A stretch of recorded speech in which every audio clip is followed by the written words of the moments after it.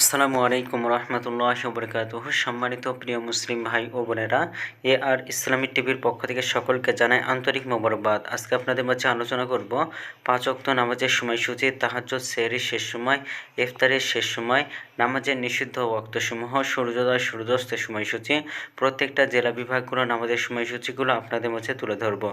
তো আজ থেকে বৃহস্পতিবার 20 ফেব্রুয়ারি 2025 ইংরেজি, 7 ফাল্গুন 1431 বাংলা, 20 শাবান 1446 হিজরি, ঢাকা এবং তার পার্শ্ববর্তী এলাকার নামাজের সময়সূচি তুলে ধরেছি। তারপরে অন্যান্য জেলা বিভাগগুলোর নামাজের সময়সূচিগুলো আপনাদের মধ্যে ধীরে ধীরে আলোচনা করব। আজকে ঢাকা এবং তার পার্শ্ববর্তী এলাকার তাহাজ্জুদ এবং সেহরির শেষ সময় হলো 5টা 8 মিনিটে। ইফতারের সময় সন্ধ্যা 5টা 59 মিনিটে।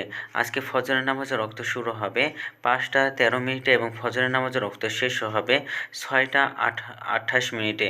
জোহরের নামাজের রক্ত শুরু হবে 12টা 13 মিনিটে এবং শেষ হবে 4টা 18 মিনিটে। আসরের নামাজের রক্ত শুরু হবে 4টা 19 মিনিটে এবং শেষ হবে 5টা 55 মিনিটে। মাগরিবের নামাজের রক্ত শুরু হবে 5টা 59 মিনিটে। মাগরিবের নামাজের রক্ত শেষ হবে 7টা 11 মিনিটে। এশার নামাজের রক্ত শুরু হবে 7টা 12 মিনিটে এবং শেষ হবে 5টা 8 মিনিটে। নামাজের নিষিদ্ধ ওয়াক্তসমূহ হলো 3টা।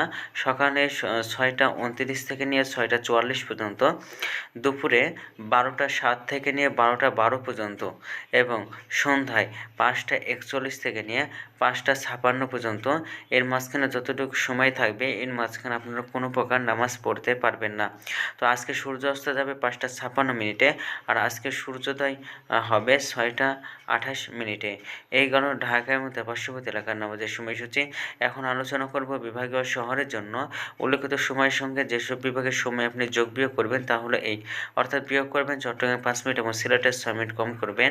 ঢাকা এবং তার পার্শ্ববর্তী এলাকায় যে নামাজের সময়সূচিটা রয়েছে সেখান থেকে চট্টগ্রাম 5 মিনিট, সিলেটের 6 মিনিট কম করবেন। যোগ করবেন খুলনাতে 3 minute, Rajshahi 7 minute, Rangpur 8 minute, Barishal 1 minute বেশি করবেন ঢাকা এবং তার পার্শ্ববর্তী এলাকার যে নামাজের সময়সূচি রয়েছে তার থেকে।